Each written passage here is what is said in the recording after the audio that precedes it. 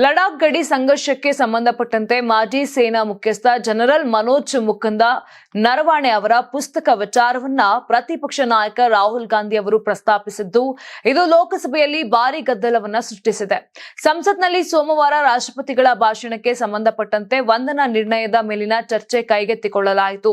ಈ ವೇಳೆ ರಾಹುಲ್ ಗಾಂಧಿ ಅವರು ಮಾಜಿ ಸೇನಾ ಮುಖ್ಯಸ್ಥರ ಅಪ್ರಕಟಿತ ಪುಸ್ತಕವನ್ನ ಉಲ್ಲೇಖಿಸುತ್ತಿದ್ದಂತೆ ರಾಜನಾಥ್ ಸಿಂಗ್ ಮಧ್ಯ ಪ್ರವೇಶಿಸಿದ್ರು. ಅಪ್ರಕಟಿತ ವಿಷಯವನ್ನ ಸದನದಲ್ಲಿ ಉಲ್ಲೇಖ ಸರಿಯಲ್ಲ ಅಂತ ಹೇಳಿದ್ರು. ರಾಜನಾಥ್ ಮಾತು ಬೆಂಬಲಿಸಿ ಕೇಂದ್ರ ಗೃಹ ಸಚಿವ ಅಮಿತ್ ಶಾ ಆಕ್ಷೇಪಿಸಿದ್ರು.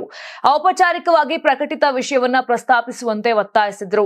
ಇದರಿಂದ ಸದನದಲ್ಲಿ ಗದ್ದಲ ಹೆಚ್ಚಾಯಿತು. ವಿರೋಧ ಪಕ್ಷದ ಸದಸ್ಯರು ಆಡಳಿತ ಪಕ್ಷವು ಉದ್ದೇಶಪೂರ್ವಕವಾಗಿ ಚರ್ಚೆಯನ್ನ ನಿಲ್ಲಿಸಲು ಯತ್ನಿಸುತ್ತಿದೆ ಎಂದು ಆರೋಪಿಸಿ ರಾಜನಾಥ್ ಸಿಂಗ್ ಮತ್ತು ಅಮಿತ್ ಶಾ ಅವರ ಮಧ್ಯ ಪ್ರವೇಶವನ್ನು ಖಂಡಿಸಿದ್ರು.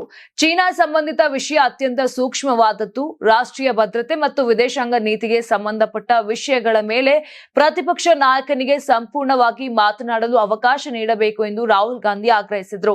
ಬಳಿಕ ಆಡಳಿತ ಹಾಗೂ ವಿರೋಧ ಪಕ್ಷಗಳ ನಡುವಿನ ವಾಗ್ವಾದ ತೀವ್ರಗೊಂಡು ಘೋಷಣೆಗಳು ಮತ್ತು ಅಡ್ಡಿಪಡಿಸುವಿಕೆಗಳಿಂದ ಸದನದಲ್ಲಿ ಕೆಲಕಾಲ ಗದ್ದಲ ಉಂಟಾಯಿತು. ಅಂತಾರಾಷ್ಟ್ರೀಯ ವಾಣಿಜ್ಯ ಮೇಳ 2026 ಫೆಬ್ರವರಿ 6, 7, 8ರಂದು ಬೆಂಗಳೂರಿನ ಅರಮನೆ ಮೈದಾನದ ತ್ರಿಪುರವಾಸಿನಿಯಲ್ಲಿ ಆಯೋಜಿಸುತ್ತಿದೆ. ಇದು ಕರ್ನಾಟಕ ಕೃಷಿ ಇಲಾಖೆ ಪ್ರಕಟಣೆ. ನೀವು ಸಣ್ಣ ಆಗ್ಬೇಕಲ್ವಾ? ಅದು ಒಂದು ಉತ್ತಮ ಆಹಾರದಿಂದ ಸಣ್ಣ ಆಗ್ಬೇಕಲ್ವಾ? ಪ್ರತಿದಿನ ನಮ್ಮ ಜೀನಿ ಸ್ಲಿಮ್ ನ ಯೂಸ್ ಮಾಡಿ ಯಾವುದೇ ಸೈಡ್ ಎಫೆಕ್ಟ್ ಇಲ್ದಂಗೆ ನೀವು ಸಣ್ಣ ಆಗ್ತೀರಾ.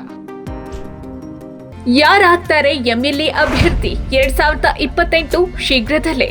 ಪ್ರತಿದಿನ ಒಂದೊಂದು ಕ್ಷೇತ್ರದ ಟಿಕೆಟ್ ಆಕಾಂಕ್ಷಿಗಳ ಸಂಪೂರ್ಣ ಮಾಹಿತಿ ಪೊಲಿಟಿಕಲ್ ಜರ್ನಲಿಸ್ಟ್ KM ಶಿವಕುಮಾರ್ ಅವರಿಂದ. ಕರ್ನಾಟಕದ ನಂಬರ್ 1 ಡಿಜಿಟಲ್ ಮೀಡಿಯಾ ನಿಮ್ಮ ನೆಚ್ಚಿನ ಕರ್ನಾಟಕ ಟಿವಿಯಲ್ಲಿ ಮಾತ್ರ.